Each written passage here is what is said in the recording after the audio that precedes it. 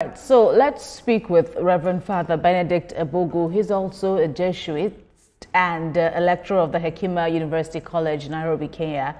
Thanks a lot, Father Ebogu, for joining us on The World Now.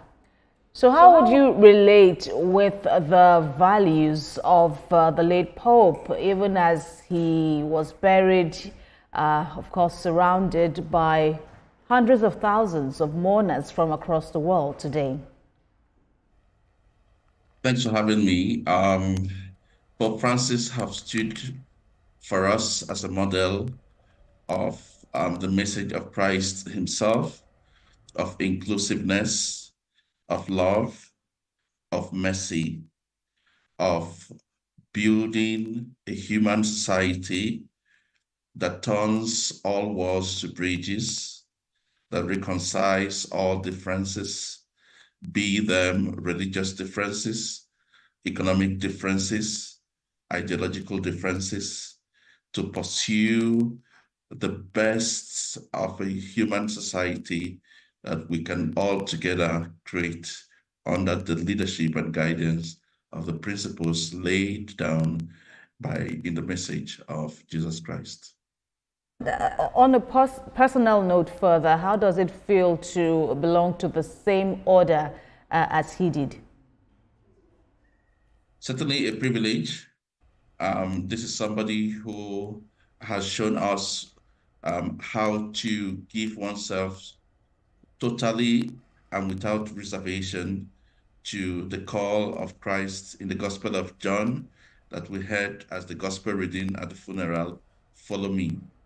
He followed Christ completely, and even to a point that was never anticipated, choosing not to live in the palace that is meant for the Pope, choosing a life of deep and radical simplicity and humility, showing the world what is possible with a heart that is driven for love and care for the marginalized.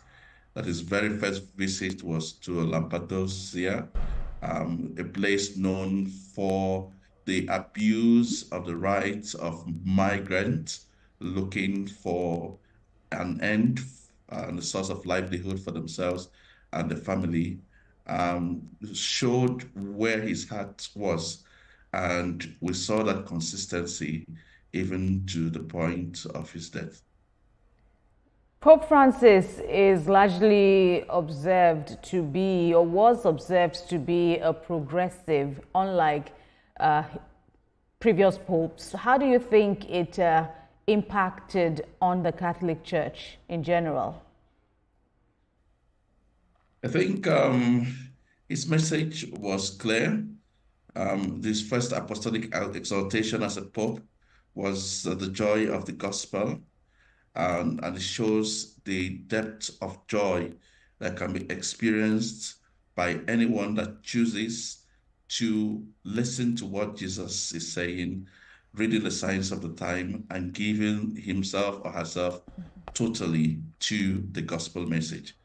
And it challenged the way the church saw itself in the world, going further into the margins of the broken, the neglected, the unspoken of, and restoring and highlighting their dignity as human beings and their fundamental identity as people created in the image and likeness of God.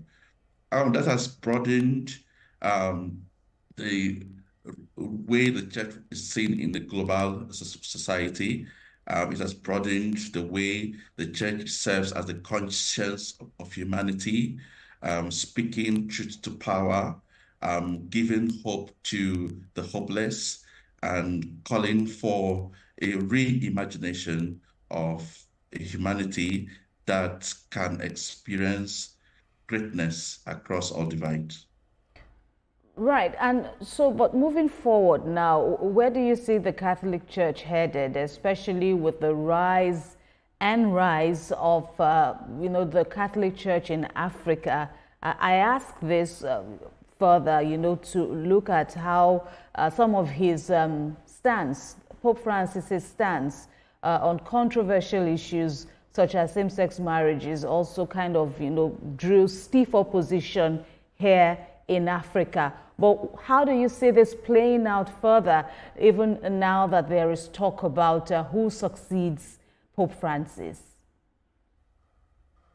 I think Pope Francis' message of mercy was highlighted in the homily of Cardinal Giovanni Battista, drawing from the gospel message of John 21 on "Do you love me more than this?"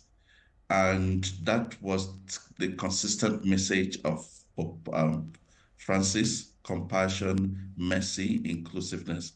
So the controversy was partly out of a misunderstanding of some basic element. One, that nothing about the doctrine of the Catholic Church on marriage was changed.